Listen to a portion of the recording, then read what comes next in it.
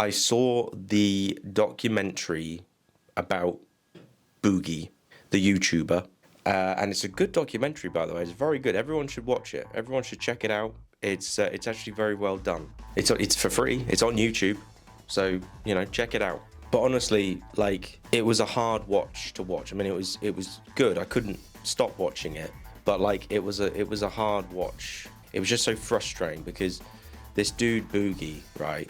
He was this big YouTuber. I mean, he still is a big YouTuber. He's got 4 million subscribers. But it pisses me off, and it frustrates me that he just, like me, I'm trying to, this is my first year of YouTube. This is me starting, and you know, this is my year one. It's very annoying because like, I want to achieve exactly what this guy has achieved, you know, like getting paid money to make YouTube videos and upload them on YouTube and get paid for that. Like, that's exactly what I want. Anyway, yeah, he had it all, but he squandered it. I do have some sympathies for him though. I am sympathetic towards him though, because he is a very large man. He is a big fat dude, and you know, I do have some sympathy for him because that's not easy. It's not easy being a fat dude. So yeah, I do have some sympathies for him. But like, you know, how do you get like that? I don't get it. Like, don't get me wrong. I've suffered in my life. Everyone, we've all had our ups and downs, and we've all been sad, and we've all been depressed. We've all had that kind of like moment when we're like, you know, the whole world's against us, and we just don't know what to do. So we comfort ourselves and everything like that. But like, how does one get that fat? It's like in the Whale, like the Whale with Brendan Fraser. Like, how does one become like that? You know, you'd have to really put effort into becoming a big fat dude. You'd have to go to McDonald's almost every day. You'd have to have it for breakfast, lunch, and dinner. Just eat really unhealthily. But yeah, as I say, I do have sympathy for him, you know, because large people, fat people, you know, they struggle, and life is tough. The thing that really pisses me off is that the guy had, like, number one, okay, the guy had $750,000, and he put it into Bitcoin, or was it, yeah, crypto, whatever, and he blew the entire sum of money on crypto, and he lost it all. And that for me just pisses me off, and it just really ugh, God, you know. He had a mortgage on his house. He could have paid it off quite easily. He could have just been like, boom, paid it off, done. It's just stupid. Like, if I came into a large sum of money, like if I came into like £1 million, I would immediately, the first thing I would do is just buy a house and just buy it, just pay for the whole thing, like no mortgage or whatever, just buy it, and then that's it. Then you own it, and that's it, and all you've got to do now is just worry about paying the bills. But I wouldn't spend the whole £1 million on a house. I would spend like a fourth, you know, a fourth of that money, of that £1 million on the house, and then the rest of the money I would then, you know, be sensible with it. Just spend it on important things that are important, you know, like don't buy like Pac-Man machines and things, and don't do that, but just buy the necessary things that you need, you know, that we all need to survive. Food, clothes, that sort of thing. So that pissed me off. That really pissed me off. Like, you know, a plank of wood would have known to have not done that, you know. A plank of wood would be much better with their money. And then there's the second thing that pisses me off, is that he had like 200 grand and he spent it all on hookers and trips and things. And it's like, you could have used that money to, number one, pay off your house. Number two, you could have bettered your life. You could have maybe, like, you know, I'm not, no one's judging anyone for, you know, getting liposuction. You could have done that. You could have got rid of some of that fat. You could have hired a personal trainer. You could have hired a chef to come around your house and cook you really good, nutritious foods. You could have not spent it on hookers, you know, women who are just out for your money, you know, who don't give a shit about you. And one of the hookers actually was on the documentary and said, oh yeah, I slept with Boogie and then quit becoming a sex worker. And it's like, oh my god, oh, that's painful, that is. I mean, imagine that, just like a sex worker who's just like has sex with you and then it's like, right, I'm done, I quit. That's painful. That's a shot to the nuts, that is. Yeah, but yeah, like why do that? Why do that? They're not interested in you. They're not. You're not. You know. Okay, it's sex. I mean, look. Okay, again, as I said before, I have sympathy for him, and he's an overweight guy. He's a big fat dude. Okay, he finds it hard. So it's hard for him. So he needs to go buy some prostitutes. I get that. I get that whole thing. But as I said, he could have put it to better use. He could have used it to really like fixed his life instead of just paying for all this shit that's just sort of like, what, 5 minutes of happy time or 10 minutes of happy time, you know. And then the thing that really puzzles me, the bit where he was at the job interview, like that was crazy. Like it was like the documentary guy helped him out with trying to get like a job interview, and he squandered it because he was just like, oh, what, I've got 4 million subscribers. I don't need to get a normal job. Blah blah blah blah blah. And it's just like, sometimes you do need to get a normal job. You know, sometimes you do. You just do. Like, I have a normal job right now because I'm not earning money on YouTube yet. I'm not monetized. So I'm working a normal job, which I like, by the way. I like my normal job. It's great. I like my managers. I like my routine. And it's good, actually. It gets me out of the house and gets me walking. You know, I'm on my feet all day. And I'm that's actually how I stay in shape, actually, because of my job.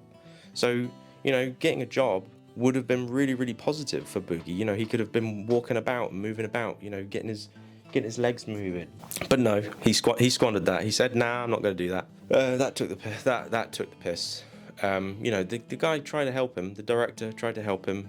But some people just can't be helped. Some people, like, oh yeah, I mean, fucking hell, I've met so many people that I've tried to help and they're just sort of like, nah, and they stab you in the back. Backstabbers.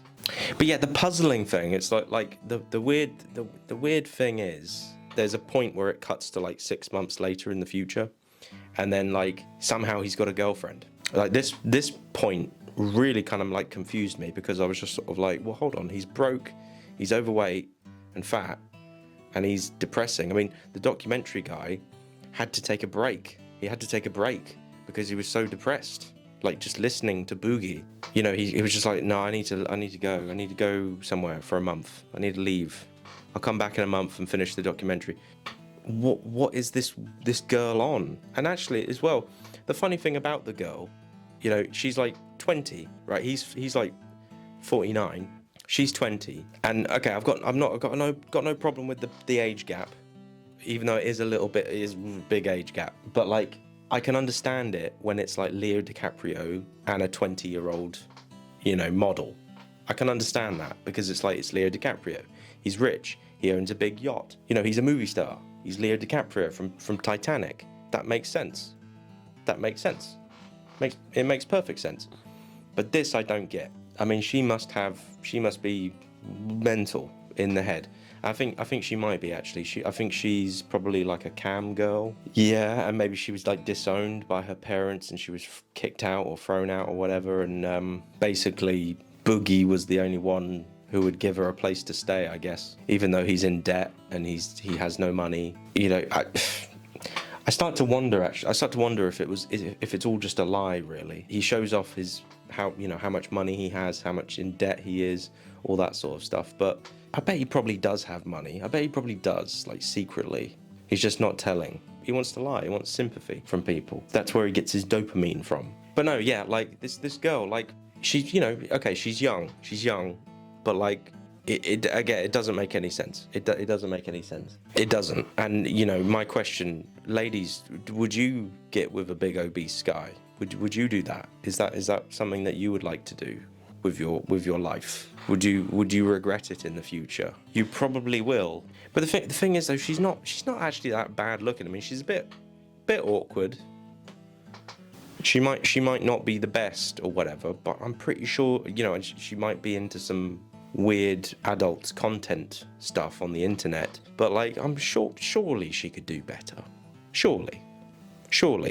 Don't call me Shirley. It boggles my mind. I mean, yeah, it does. It boggles my mind. Like, women, do you love fat men? Do you like fat men? I can understand it if it was like Jack Black or something. And actually, to be honest with you, I'll say this as well. I can understand it if it's the other way around. Like if it's a fat woman and a skinny man, or skinny, average, above average, decent looking chap, you know. I can understand that because men have kind of got to like just get whatever they can take. We've just got to sort of go with whatever. And you know, it's not always about looks. It's not always about like, oh, she's really good looking. You know, if she's like taking care of you and giving you peace, cooking your meals, you know, that sort of thing, giving you peace. It's like Clerks. In Clerks, Kevin Smith, when he's Silent Bob and he actually speaks, he actually gives some words of wisdom, and he says like, because like Dante is like in a bit of a quandary with like two women, and one woman who is, I would say, maybe more attractive, but she's a bitch, and then there's the other one who he is in a relationship with, and she's just like cooking him lasagnas and stuff, and bringing it to work for him, and it's like if you find yourself a woman who does cook you lasagnas, brings them to your work and gives you lasagna, then you've got yourself a keeper. And it doesn't matter what she looks like. I mean, if she's doing that, then you've got yourself a keeper. So it's not always about looks and stuff, but it is sort of about appreciating what it is that you've got and what you can get, you know, if that makes any sense. Yeah. But no, I mean, look, let me just say this. If it is all just like genuine, if it's like, you know, she actually really, really loves him and everything like that, all power to her, all power to him. Good for you too, but it looks a bit suspect. People are gonna put, like, you know, when they look at the age gap, they're gonna like put that under a microscope and they're gonna sort of look at it and go, that's a bit weird, isn't it? But yeah, anyway, I'm just gonna finish up now because I've ranted about this guy too long. I just watched the documentary and I just felt compelled. I needed to like speak up about this because, you know, he achieved success, the exact same kind of success that I would like to achieve, and it's just sort of like, why'd you mess it all up, man? Why'd you mess it all up? As I say, I do have sympathy for him. I do have sympathy. Life is hard. Sometimes, you know, you make mistakes. People give you bad advice. Sometimes you say, hey, yeah, you should put all that in crypto. And it's like, yeah, okay, all right, haha. And then, oh dear, whoops. Sometimes that happens and you do a madness. But yeah, I saw the documentary and I felt compelled. I needed to speak up about it as well because everyone's talking about it. And I want to give my little rant, my little 2 cents. And, you know, like, I want to achieve exactly what this guy has achieved in terms of like subscribers and getting paid that kind of money. And it's kind of like good. It's kind of good that actually this documentary exists, and I'm glad I watched it because it's a great way of like teaching people, telling people, okay, this is what you don't do.